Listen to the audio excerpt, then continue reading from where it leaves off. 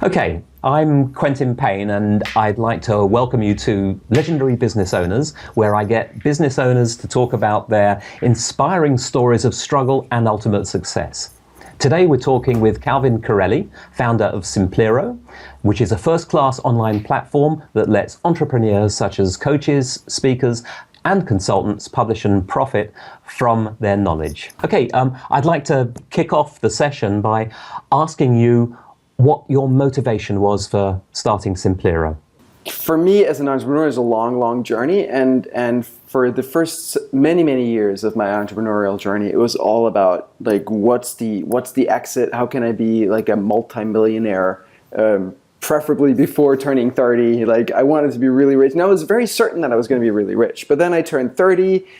And I kept thinking, I'm almost there. And 31, like, I'm really near now. And 33, and I was just like, fuck, I'm not. This is not happening. And so that led to like a crisis of meaning in my life. And that through that process, I did a lot of coaching, a lot of therapy, and other things. And eventually, I realized, you know what? I've never stopped to ask myself what I really want to do with my life. Like, what is it that I want to create? It was all about like, you know, what's going to be successful, what's going to make money, what, you know, other people's ideas is what I pursued.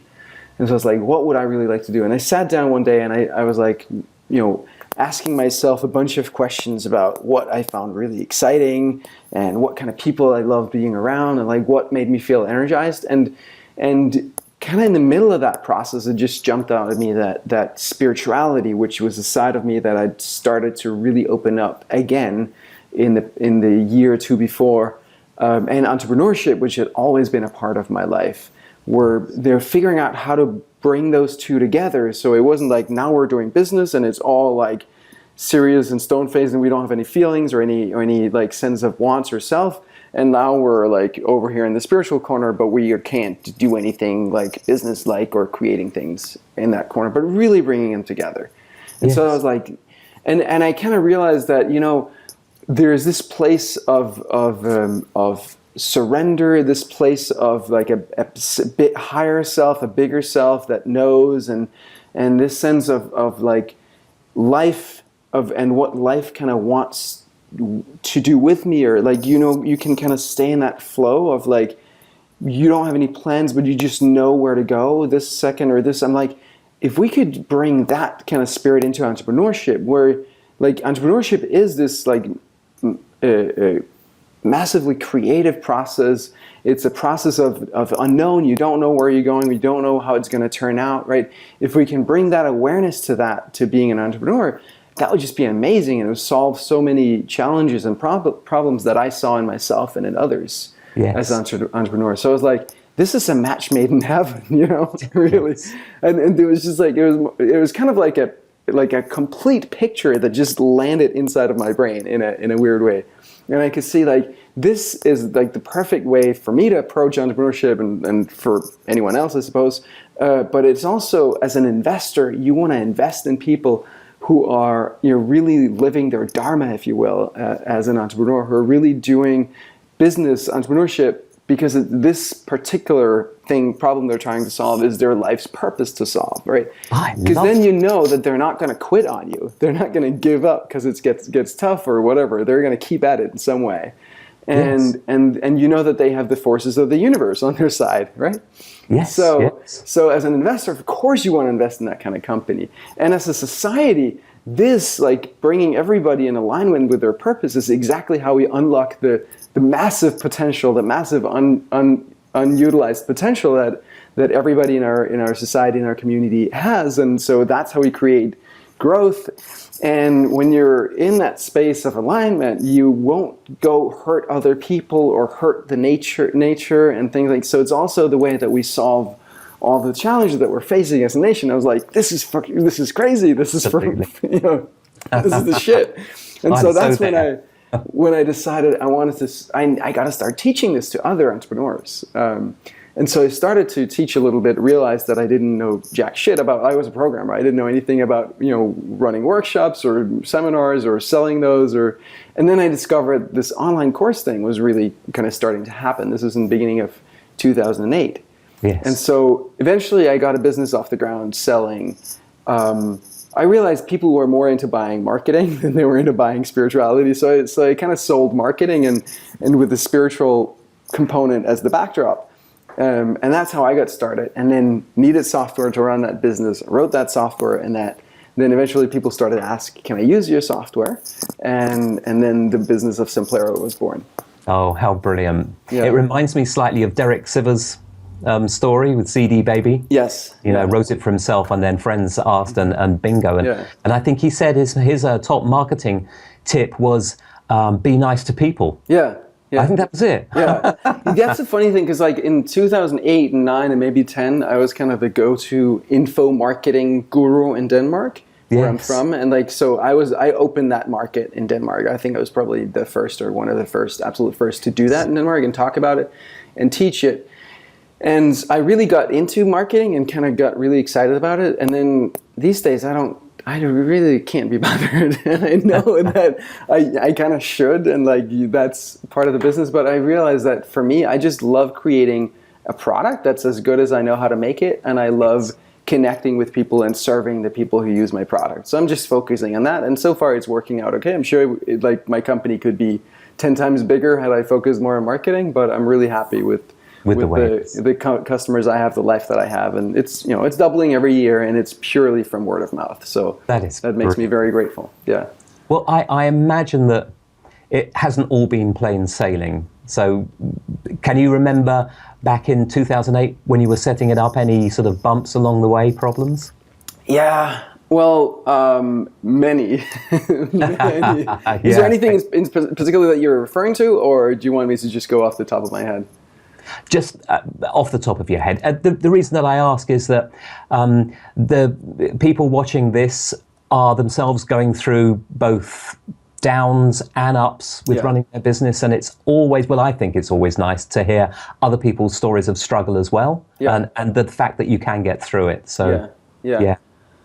Well, a couple things. So in 2008, when I just had this realization, first of all, once I kind of opened that box that was like, what do I really want in my life? I realized afterwards that there were a couple of things that had kept me from finding out before.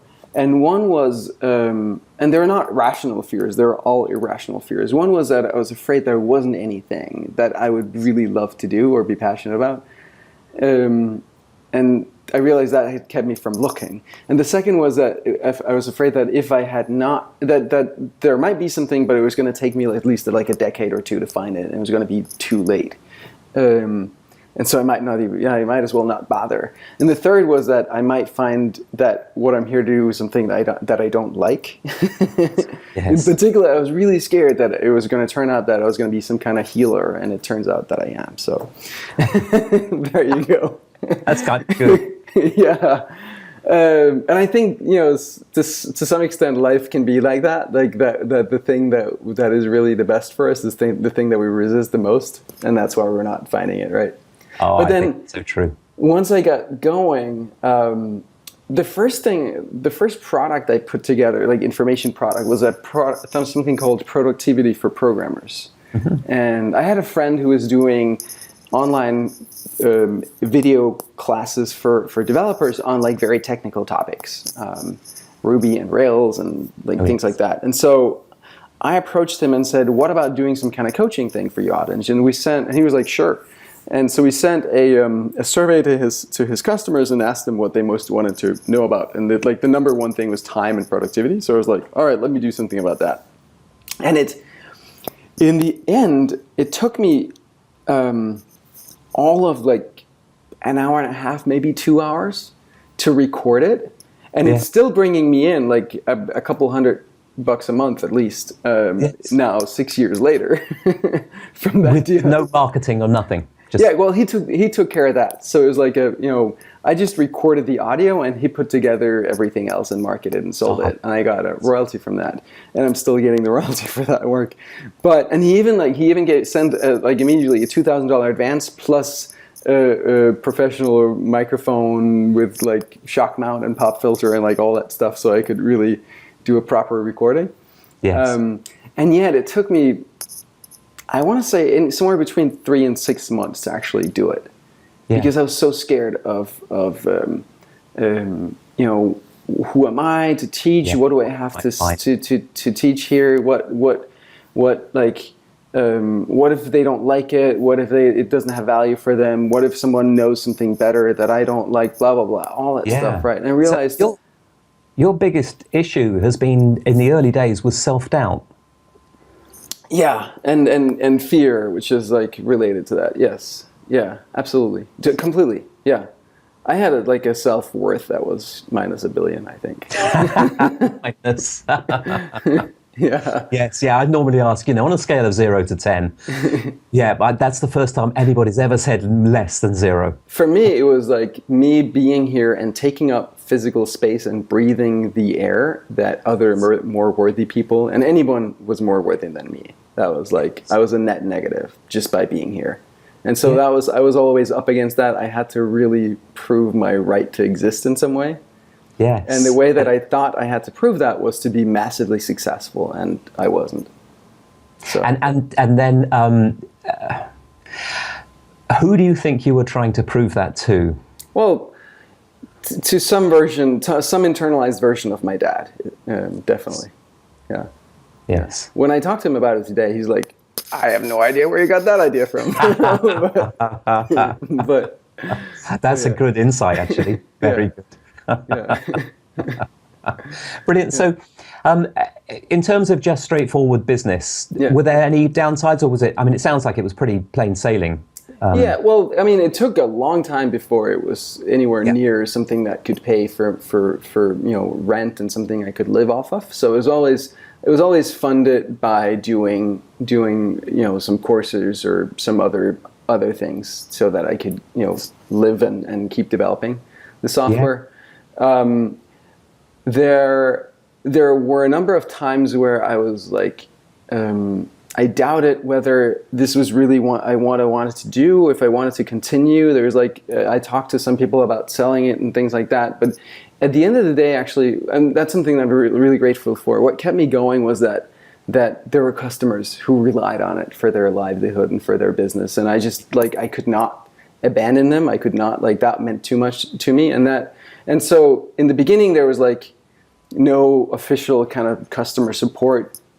People would just email me with questions, and so I'd respond to them, and there wasn't a whole lot. But then it started to grow, and that interaction with customers also kept me going. It was realizing, oh shit, there are people out here, and they're and just realizing that I really get off on serving people and being able to help people out in that way. I was like, this is really fun, actually. And at some point I realized I had this idea that I really wanted to help do something to elevate global consciousness as per my life purpose.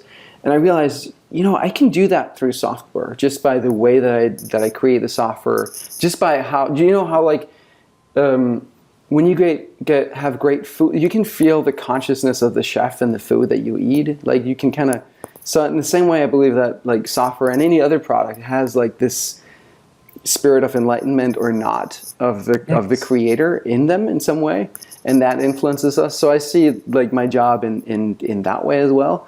Plus, obviously, in the way that I interact with my customers. Plus, that a lot of my customers are out there to transform consciousness. So I can do it at scale in this way. I don't have to sit and talk one-on-one with people in order to make things happen. I like that a lot. So you feel very connected, basically. Yeah. With what you're doing, as well as the people who are involved. Yeah. Yes. And the universe as a whole. Yeah, for sure. Yeah. Which is an interesting driver, isn't it? I've talked to a lot of entrepreneurs during my time in business, and when you just talk on the superficial level, most of it tends to be about finance. Mm-hmm. Yeah. But when you dig a little deeper, then you can find out the things that drive people. Yeah. Yeah. I think that's going to resonate with people who are watching this, which is definitely important. So what happened also was that my wife and I moved to India for a year. And the reason we moved to India was that we couldn't get a visa for the US. It wasn't working for us. So it was okay. And neither of us wanted to go back to Denmark. So we decided to go to India because she had been doing Ashtanga yoga before. So we went to Mysore, where that comes from, and practiced yoga for a year. And while we were there, Simplero was growing nicely, and it got to that point where, given the dramatically lower cost of living in India, we got to that point. I think that was in December 2012, where it was like, all right, it's now making enough money that we don't need to do anything else. We're fine. So that's 4 years. 4 years into it. Yeah. I think I didn't start charging anyone until September 2010. Yes. So it was about 2 years into being a business that wasn't bringing in money. Gotcha. And thanks to living in India, we got to that point of like, I don't need to do anything to bring in money. And that was amazing. It was an amazing feeling. And what I realized from that was that, so what is my motivation for doing this, right? If it's not, because I've kept working on it, obviously. Yes. Yeah. And there are two motivations for me. One is that I have this vision for what the product wants to become, or what I want it to become. Either way, I think it's kind of a product has its own kind of soul and energy, and it wants to be something, and I try to like sense into what that might be. And I do have a very clear feeling of what it wants to become, and just seeing that manifesting and realizing in the world is a big joy for me. And the other is this process of, it's kind of my playground for learning how to practice spirituality and entrepreneurship together. And so taking that lesson and those lessons and sharing those with the world, that's the other thing that I would really want to do. That to me is, I totally understand the motivation. Yeah. I know as a business coach, it's not hard to teach people to grow a business and earn a lot of money. But unless you combine it with some form of life coaching, you end up with a rich, unhappy person. Yeah. Yes. So I know exactly where you're going. Yeah. Yes. Yeah. I was just talking to some friends yesterday. I was talking about this guy who suddenly got to 100 million and then bought a great apartment and all that stuff, and got this 18-year-old stripper pregnant, and then his life just like completely unraveled from there, right? So yes. Very wealthy, had no idea how to manage it. Yes, it's important. That's a really important lesson. It's all very well saying get to 1 million, which is, so ubiquitous, everybody says it. But actually the real question is, what are you going to do with 1 million? Yeah. And it seems like if we're not, money becomes the thing that kind of keeps us in check, rather than us realizing what keeps our ego in check. The lack of money is what keeps our ego in check. When the money is there, it might run rampant, and we realize, that's not really what brings me true happiness here. Yes. Yeah. So that leads us nicely onto your ambitions for Simplero. It's growth, and obviously the financial rewards that will come with that. And have you got many thoughts about that yet? Well, yeah. I mean, I do want to grow it. I know there's a huge market out there and a huge potential, and we can reach a lot more people.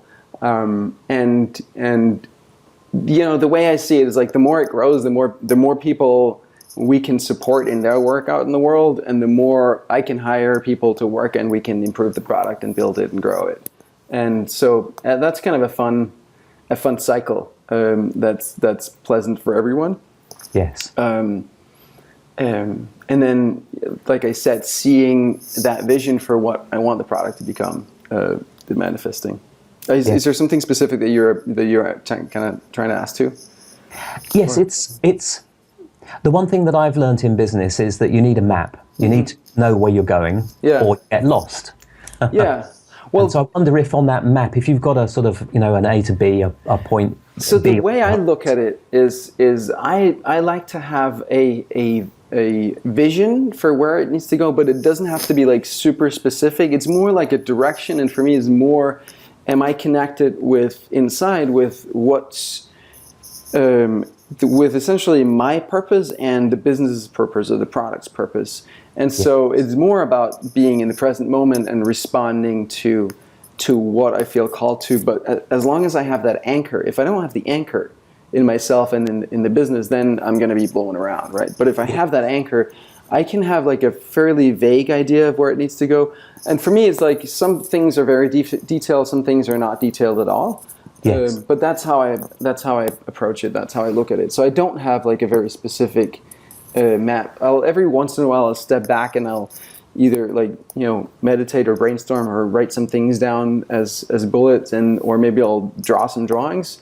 Yes. But I tend to then kind of forget it or throw it away. I don't have it as like there's some people who will do like 5-year goals and 1-year goals and then break it down to week by week, and it's like, that's never worked for me. I've tried it. It's like not compatible. I'm way more day-to-day, moment-to-moment. My calendar is extremely open. I really dislike having anything in my calendar because I just like having every day be a completely open blank slate, and anything can happen, whatever I feel called to. I resonate with that very well. Yeah. So that's pretty interesting because you make a clear distinction then between yourself and the business. Yeah. Well, we're definitely blended together, but I definitely see my role in part as a steward, or as like a servant even, of the business and the product and what that wants to become. Yes. Yeah. Yes, that makes But it has to work for me too, obviously. And like you were kind of growing together. We're connected at the hip, if you will. But do you feel it's very much your baby? Have you got that, a bit of an old cliche, but yeah, absolutely. Yes. It's funny because I was reading that book called Hatching Twitter. Uh-huh. And I've been following Twitter from the very, very beginning. And I know some people. I actually emailed with Evan Williams way back when about working for him. And that was kind of right before Twitter was started. But in that book was all these stories about power struggles and who gets to control it and whatnot. Yes. And I realized that even though I don't know the details and what's like right or wrong or what was the right thing to do or not, but it seems like everybody involved were really trying to do what was best for Twitter. And some obviously motivated more by money than others, but it also seems like there is definitely a culture among a lot of the people there that Twitter is something really special and way more than just the numbers and the business. It was like the pulse of the planet and that kind of thing. And they're all motivated by this, like, what is Twitter and what does it want to become and how can we serve that? And we really need to remove this person even though he doesn't want to be removed, like that kind of thing. Yes. And I think that helped me to see like how I might, at some point disengage from Simplero because that would be the right thing for the company. Not like for a personal exit or like things like that, but because that would be the right thing for the product and the company and the service to bring that to in new hands in some way. Not that I have any plans to do that, but I could just see it kind of. Do you know what I'm saying? I could see it rather than like holding on to it because it's mine or like because I don't have anything else or like all these kinds of ego or fear-based approaches. Yes. Just be like, open to whatever might need to happen with this baby. Yes. Yeah. Yes. It's kind of like baby moves out of your house at some point.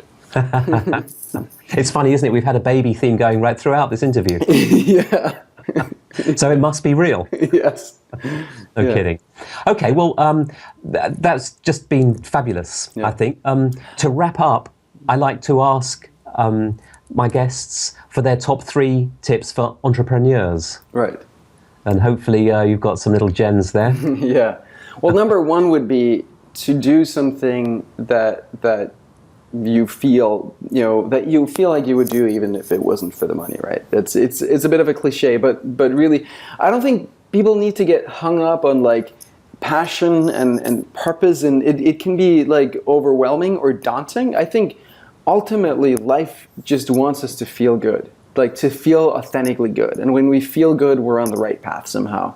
And the more we're able to allow ourselves to feel good, the better it is. So I don't subscribe to the whole like struggle and work hard and slog it out and then eventually like you're going to be rewarded with the beach and drink with the umbrella and all that stuff. Like I'm really, it has to feel good and be fun and enjoyable every day, because that's the energy that's going to make it, fun and enjoyable, but also, compelling to others. That's the creative energy. That's what life wants. So that's very interesting. So do you subscribe to Thomas Paine, who actually came up with the pursuit of happiness as being a good thing to be? Well, I honestly don't. I've never read him, so I don't know it. There's a new book out called The Happiness of Pursuit, and I think that's a great way to play on it. Yeah, to flip it around, because it's not. The pursuit of happiness says that happiness is something out in the future that you pursue. I don't think that's how it works, right? Happiness is here and now, and it's not about pursuing it. It's about allowing it. By discovering like where it is and not resisting going what brings you happiness. So, I mean, that's kind of the culture, is like, yes, this sucks, but eventually blah blah. And I don't think that's how it works. And also I would say that Tony Hsieh is one of my favorite examples of he's the CEO of Zappos, and like to me, I've met him a couple times, and to me his purpose is in bringing communities together and finding ways to make them really the individuals there blossom and have a great time and do something magical together. That's what he did, with Zappos. That's what he did when I met him at South by with his bus where he was throwing parties. That's what he did with his rave parties before Zappos. After he sold his first company to Microsoft, that's what he's doing in downtown Las Vegas now. Yeah. And so that's his purpose. That's his thing. Not the shoes. Not the it's not the content. It's the energy around it. Kind of it's the tone with which you do it. Is looking for a word there. Yeah, but yeah, you get the picture, I think. I definitely do. Yeah. Absolutely. So when you're looking for purpose, don't think that it has to be the shoes. It can be like just the way that you do whatever you happen to do, and it could be possibly anything, or maybe it has to be something specific. But that's up to you to find out.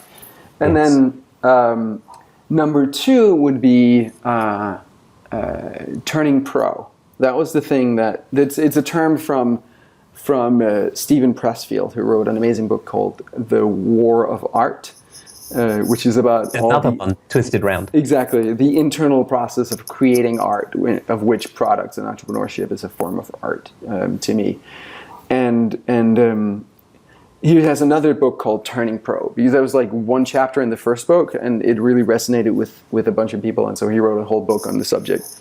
And the idea is just that you show up every day, and that was for me. If I hadn't had those customers who would write and ask me questions and use the software and request features or changes or report things, I would have given up a long time ago, because I was always like, I always hated my own creations, right? So I'd write something and then I'd look it over and be like, oh, this is awful, like throw it away. And I look at something. I'm sure a lot of people resonate with that. Yeah.